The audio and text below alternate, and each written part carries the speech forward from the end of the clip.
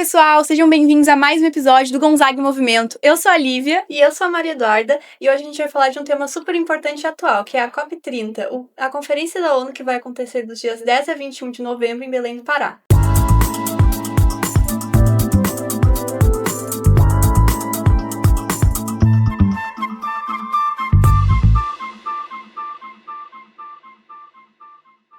E hoje a gente tá aqui com uma professora de história maravilhosa, a Tayane, que vai nos falar um pouquinho mais sobre esse evento.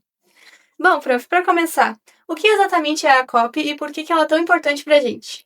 Bom, então, o termo COP, né, gurias? O que é essa sigla? É Conferência das Partes. Essa sigla, ela vai surgir num movimento muito maior, que acontece em 92, a Eco 92 no Rio de Janeiro, no nosso país. E esse grande evento, ele discutiu justamente, dentro do quadro das Nações Unidas para a Mudança de Clima, posições que os países iriam tomar a partir dali, nesse contexto de mudanças que já sabiam que estava em curso. Tá? Então, a partir dali, a gente vai começar a ter a organização desses eventos. O primeiro é em Berlim, em 95, e por isso 30, COP30, porque nós estamos na 30ª edição. Ah, interessante. Sim, a gente consegue perceber a tamanha importância e significado da COP pra gente, né? Com todo esse histórico, né? E aproveitando isso, eu queria te perguntar, quais são as principais conquistas e eventos que a COP já trouxe, assim? Então, vamos pensar um pouquinho na trajetória desses eventos que a ONU propõe, né, para discutir. A princípio, muito quem tomou parte, quem tomou a frente foram os líderes de governos mesmos, né, principalmente de países desenvolvidos. Mas como é que nasce esse movimento, né? Em que momento se começa a discutir a questão da sustentabilidade, por exemplo, né, que eu acho que é um dos termos mais importantes que vem à tona nesse contexto de discussões. Então, a gente tem aqui um histórico que começa em 71, no Clube de Roma. Ele começa a discutir um pouco a preocupação, né, de, bom, esses recursos que nós usamos para a economia, eles são escassos, eles são limitados, existe um limite para esse uso? Então, dali sai um primeiro relatório, tá, que é o relatório do limite do crescimento. Sim. E esse relatório, ele traz já alguns dados, né, que são preocupantes. Então, um ano depois, já vamos ter, então, um outro evento importante que vai discutir também essa questão toda aí de, bom, sustentabilidade, ainda não se usa bem esse termo ele é um pouquinho posterior, ele vai ser usado mais a partir de 87, mas, gente, tem que lembrar, né, nós estamos no contexto de Guerra Fria, então há toda uma preocupação desses países também em não barrar o seu desenvolvimento. Sim. Uma questão muito importante. É o desenvolvimentismo sustentável, né? Exatamente, é entender o que se pensa a partir daí, né? E claro, os eventos vão pensar a sustentabilidade a longo prazo, mas sem levar em consideração o lucro. Uhum. Então, uma coisa que é importante é que a gente precisa entender que o clima, ele também fala muito sobre poder. Então, não tem como desassociar nenhuma análise da questão o ambiente, o social e o político, né? Então, são as três esferas que envolvem bem esses conceitos e também esses eventos de uma certa forma. Então, há uma preocupação clara, só que no início a gente tem uma caminhada que foi em Estocolmo, né, na Suécia, primeiro, em 72, que vai pensar, sim, que existe limites, de repente, como é que você pode caminhar nesse sentido, mas sem barrar o avanço, né, econômico. E aí, claro, depois disso vai se ter outros eventos importantes, né, a gente tem o início das COPs mesmo em 92, mas antes disso tem outras reuniões que também chamam atenção, a própria 87, como eu falei, que é onde aparece o conceito de sustentabilidade, né, então esses conceitos, eles vão trazer a problemática para os países, num primeiro momento os desenvolvidos, né, porque eram os mais industrializados, e depois disso vai se colocar também a questão de como que os em desenvolvimento vão agir também nesse sentido, porque hoje sabe-se que isso não é uma responsabilidade de um ou outro país, é de todos. Sim. E como é que o processo histórico, que nem a Revolução Industrial, o capitalismo, colaborou para a crise ambiental que a gente está vendo, né? Porque todos esses movimentos surgiram da crise. E como é que esses processos históricos influenciaram, assim? Então, perfeito. Quando a gente pensa nos processos históricos, né, é muito legal a gente poder voltar até um pouco mais, né? A exploração do nosso país inicial. Vamos pensar lá, século XV e XVI, né, gurias? A exploração de Espanha e Portugal, das regiões da América, né? O que acontece? Nós já temos um grande impacto ambiental nesse primeiro momento, embora não tivesse essa preocupação. Não havia uma preocupação de reflorestamento, mas o que acontece com a nossa Mata Atlântica? Ela vai ser extinta a partir desse processo.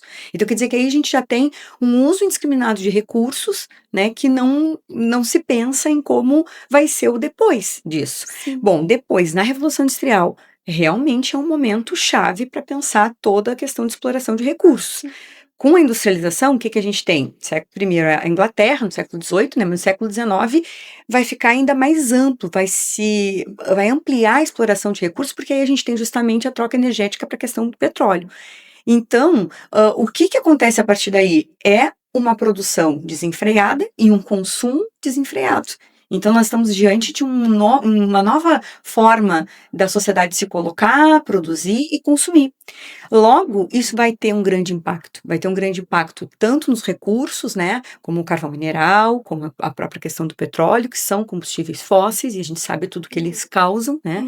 Mas também a gente entende que é um momento de desenvolvimento do capitalismo. Então, não tem como a gente dissociar aquilo que eu falei.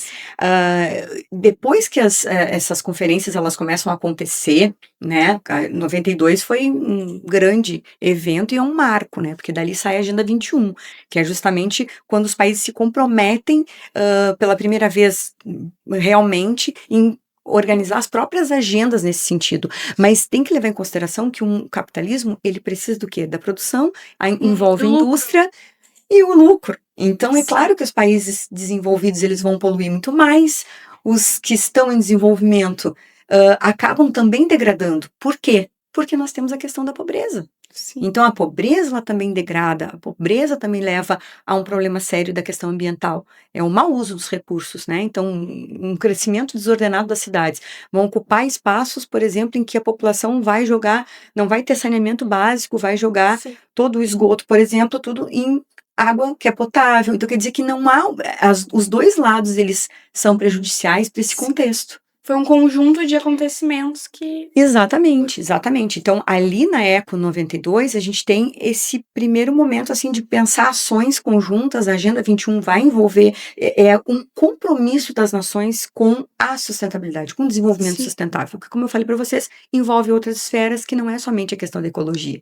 Não adianta, a partir dali, a gente passar a ter empresas, tipo, com maquiagem verde, né, como a gente diz, porque vão parecer ecológicas, quando, na verdade, não há um desenvolvimento estrutural de uma sociedade, e que vai continuar dependendo desses recursos de uma forma que não é boa para o meio ambiente. Sim. E, prof, a partir disso, eu dei uma pesquisada, né, sobre a COP30, e eu vi muitas pessoas falando sobre o conceito de justiça, em que... Como posso dizer, os países mais desenvolvidos, eles primeiramente foram os que deram início a esse problema climático tão grande que a gente tem. E os países em desenvolvimento ou subdesenvolvimento, né, digamos assim, eles acabam pagando por isso. E eu queria saber se tu concorda com isso, com esse contexto. Bom, então, não tem como desassociar a questão da justiça social com o desenvolvimento sustentável, gurias. É impossível, né? Então, por um tempo, esses encontros que foram acontecendo, né, as COPs, desde o 92, eles discutiam justamente isso. Até anterior a elas, tem outras conferências importantes também, que colocavam a responsabilidade mais sobre os países desenvolvidos. Então, eles pensaram em um tempo de desenvolvimento que seria justo para os emergentes que estavam entrando nesse contexto, né? Mas o que acontece? A gente vê que nem os desenvolvidos se comprometeram com isso, entende? De verdade. Então, a gente tem o caso da China, por exemplo, se a gente vai analisar, a China vai de país que é em desenvolvimento para país desenvolvido. Então, no início, ela era uma das que cobrava nesses acordos que os países em desenvolvimento tivessem um tempo de desenvolvimento justo econômico, né? E depois, agora que ela é desenvolvida, ela está do outro lado, ela fica naquela postura dúbia. Se por um lado ela apresenta algumas grandes grandes avanços, né, na questão de energia eólica, gente, carros elétricos, né, de economia, de uma energia sustentável. Por outro lado, é uma das que mais queima carvão. Sim. Então, quer dizer que ela tá naquela 2009, esvazia junto com os Estados Unidos, né, uma das conferências. Então, quer dizer que isso demonstra que, na verdade, é um país que está numa posição que pensa muito a questão do clima como poder, como eu falei para vocês. Então, o que eu penso nessas conferências, gurias, de uma forma geral, é que para haver essa justiça social, precisa pensar em todos esses campos. E o que acontece? Os países desenvolvidos, eles vão sempre barrar essas discussões aí. E aí vai acontecer como que aconteceu com os Estados Unidos, né? Que temos o Acordo de Paris, né? Que acontece, agora nós estamos nos 10 anos do Acordo de Paris, né? Então, por isso que a nossa conferência Foi em é 2015, super importante. né? Foi 2015. Então, essa nossa conferência, ela é super importante para analisar os avanços dali, Sim. né? E acontece aonde? No coração Alguns amazônico, países né? saíram do Acordo de Paris. Então, o que acontece? O Acordo de Paris, ele tem um grandíssimo problema. Estados Unidos. Nós vamos ter o governo Trump não aderindo, né? E aí depois sai do Acordo de Paris, depois o Biden vai voltar, os Estados Unidos, para o Acordo de Paris, e depois agora o Trump assume de novo e ele sai de novo. Esse ano eles saíram. E é um acordo que é super importante. Então, o que visa, né, esse acordo? Qual foi o foco desses acordos, né? Vamos pensar, assim, os mais importantes, tá? A Agenda 21, que é de 92, ela lança lá a discussão e o envolvimento dos países, o comprometimento dos países que assinam esse acordo, né, em pensar um desenvolvimento sustentável a longo prazo, né, a gente precisa realmente ter recursos depois, garantir recursos para as gerações que vierem, certo? Depois a gente tem o protocolo de Kyoto, que em 97 ele é super importante e ele é um marco, por quê? Porque ele vai ter ali o envolvimento dos países em se comprometer em reduzir a emissão de gases do efeito estufa.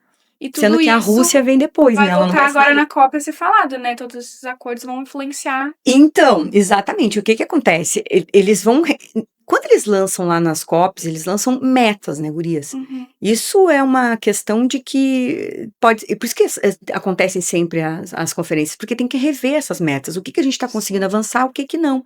Então, no caso ali da emissão de gases, a gente já não teve a Rússia, por exemplo, foi em 97 o protocolo de Kyoto. São 2 anos depois do início das conferências, das COPs, né? Sim. E ali a Rússia já não aderiu. Então, o que acontece? Ela vai aderir só mais tarde, em 2005, se eu não me engano. Então, isso aí está mostrando o quê? Que os países que são desenvolvidos, eles não vão de verdade se comprometer, porque tem uma questão que é econômica deles, Sim. entende? Então, há essas barreiras, né?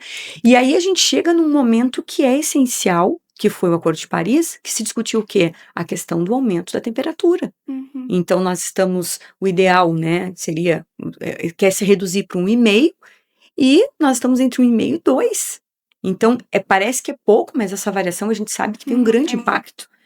Então, esses são os cenários que a gente tem, e quando a gente vai observar o quanto realmente essas nações se comprometem, as agendas ali, elas são legais, entende? Realmente tem um pensamento a longo prazo de como resolver os problemas, ou pelo menos se comprometer em fazer coisas, como, por exemplo, criar um fundo verde, né? O que é o fundo verde? É dinheiro que vai colocar, que as nações se comprometem em colocar ali, para que se tenham políticas e ações de prevenção e monitoramento, né? Que é uma das coisas mais importantes a se fazer. Sim. Eu acho que é muito complicado esse conceito de poder e desenvolvimento sustentável, porque, querendo ou não, essa sustentabilidade acaba barrando o poder e o desenvolvimento possível desses países. Sim. E aí o meio ambiente se torna uma questão política e social, né? Que seria a nossa próxima pergunta. Gurias, então já vamos falar um pouco sobre isso. Pensa a seguinte situação: nós temos os cientistas, certo? Temos um avanço enorme na ciência. Desde quando que a ciência começa a se preocupar com isso? No século XIX,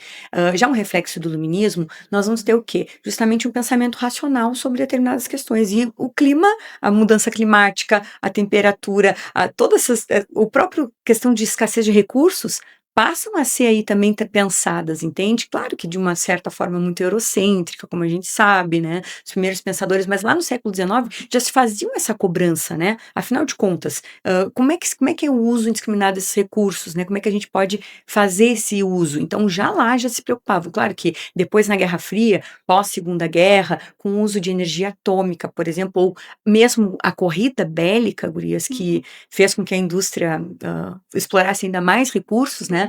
Vai ser uma exigência parar e discutir sobre isso. Então, na década de 60, quando se começa a pensar nisso, é Guerra Fria, entende? Então, não dá para desassociar do cenário de disputa, né, geopolítica ali. Então, esse poder, ele está desde o início. E esse pensamento racional também.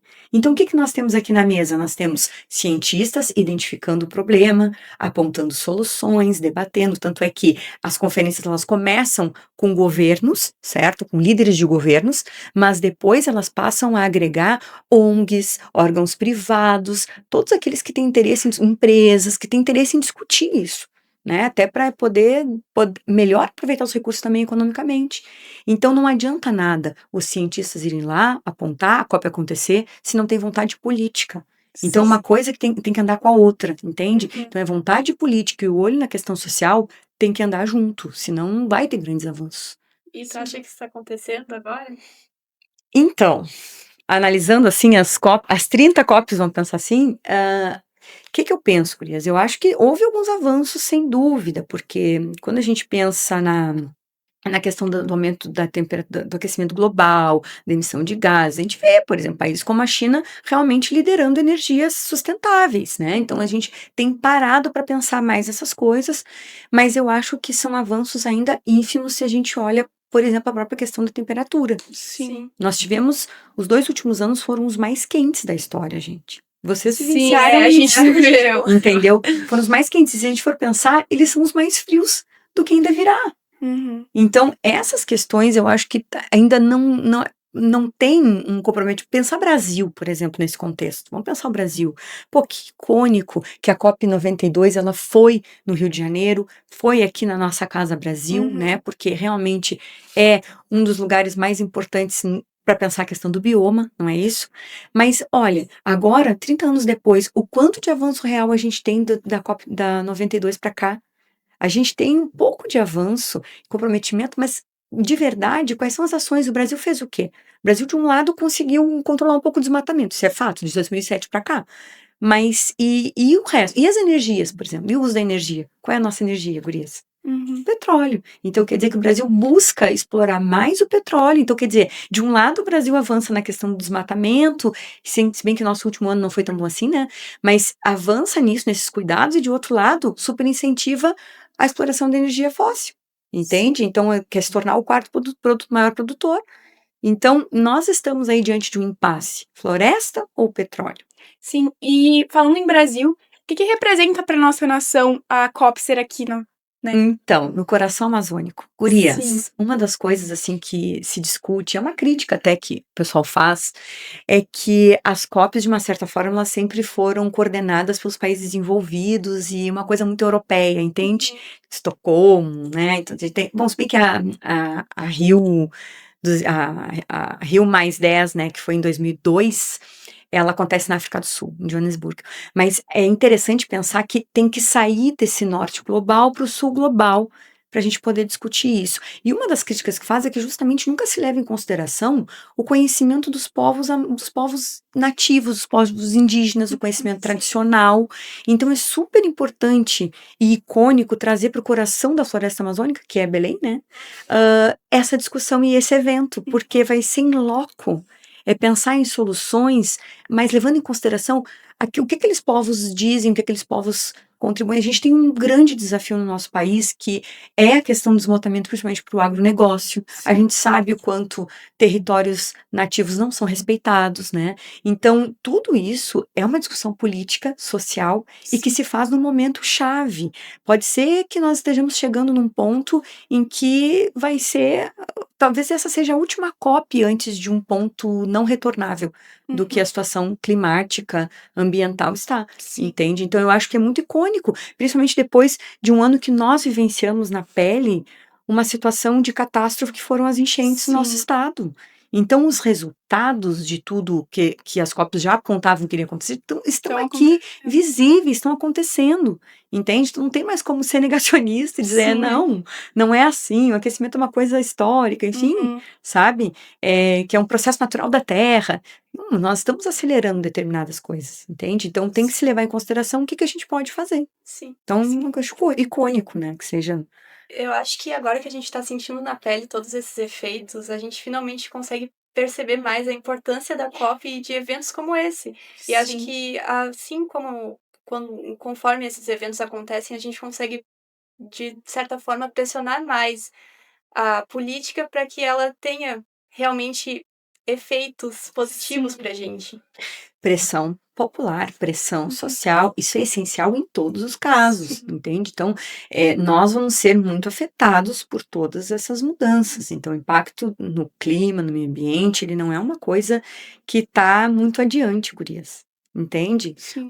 As previsões que se faziam, que era uma coisa bem mais futurísticas, elas estão cada vez mais próximas, entende? Então, Sim. nós estamos usando os recursos de uma forma tão descontrolada, e o nosso próprio consumismo, a gente tem que entender também as nossas ações, né? Sim. Acabam levando a esse contexto. O que que a gente pode fazer? O que que a Maria pode fazer? O que que a Lívia pode fazer? O que que a Tayane pode fazer? Sim. O que que nós podemos fazer além de pressionar governos, de apoiar essas causas?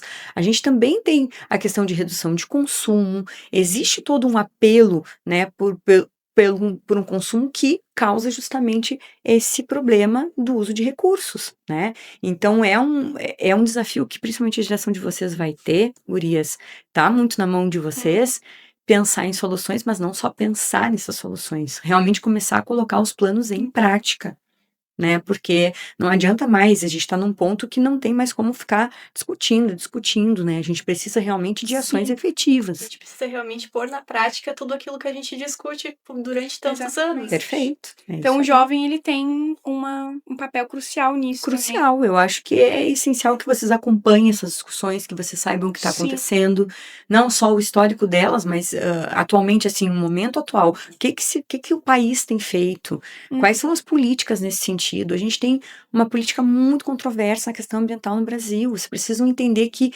existem debates, entendeu, no Senado, na Câmara, aprovação de flexibilização de leis, né, que a gente pode pensar assim, é um desenvolvimento, perfeito, é para o desenvolvimento econômico, mas isso está realmente mudando a situação de populações pobres? A gente está mexendo realmente na questão da pobreza? A gente está olhando para esse lado da estrutura? Sim, são coisas a serem pensadas. Então, nós temos um papel muito importante a ser feito. Tem alguma ação prática que tu acha, tipo assim, bem específica que a gente possa fazer? No nosso dia a dia No dia- mesmo, pra gente conseguir realmente ajudar a Eu controlar essa penso situação. muito sempre na redução do consumo. Uhum. Eu acho que isso é uma coisa que é de Sim. consciência, entende? E é uma coisa possível, porque quanto menos a gente consome, menos a gente degrada, né? Sim. Então, essa é uma das questões, assim, todo movimento ecológico, né? Ele parte dessa premissa, e eu penso que é uma das ações mais importantes, assim. Mas, claro, gurias, toda a parte de conscientização, de mobilização, elas são essenciais, né? E acompanhamento justamente do que está no cenário. O que está sendo discutido, como está sendo discutido, né? Para que vocês se interem e possam perceber, né? O que isso afeta o dia a dia de vocês. Sim. Porque afeta. Ou então, acho que uma solução agora é a gente acompanhar bastante o que vai acontecer nessa COP, né? Com certeza, A acompanhe. gente olhar. Então, o pessoal que tá aí em casa, acompanhe a COP, todo o processo, que eu acho que vai ser muito importante, porque nós jovens temos um papel muito importante dentro desse contexto de clima e crise global, né, climática. Sim, não só jovens, né? É, Todo sim, mundo que todos. estiver acompanhando a COP é de extrema importância para que a gente consiga entender realmente o que ela significa e como que a gente pode fazer para mudar a nossa situação, porque a nossa Sim. situação tá bem complicada, tá bem Exatamente. preocupante. Ideias para um futuro real, né? Sim. Gente, tem um livro, eu vou indicar para vocês, o livro do Ailton Krenak, que ele diz são ideias para evitar o fim do mundo, né? Sim. Adiar o fim do mundo. Ah, interessante. E é justamente isso, sabe? Ele fala que adiar o fim do mundo é um ato político. E eu Sim. penso que é isso, sabe? Esse livro dele, ele ajuda a entender esse cenário e a entender o quanto os povos tradicionais, e o conhecimento tradicional também ajuda nesse sentido de uso consciente de recursos. Não quer dizer que a Sim. gente não vá usar, mas existem meios, né? Uhum. Então, isso é um ato político. Sim. Bom, prof, a gente gostou muito desse papo, a gente gostou muito de estar aqui contigo. E a gente vai encerrando o nosso podcast por aí. Se vocês gostaram, deixem o like, comentem temas que vocês acham super legal pra gente tratar aqui. E E é não isso. esqueçam de curtir, compartilhar e comentar, dar ideias. Sim. A gente adora ler. Sim. Tchau! Adorei estar com vocês. Um beijo, obrigada pelo convite.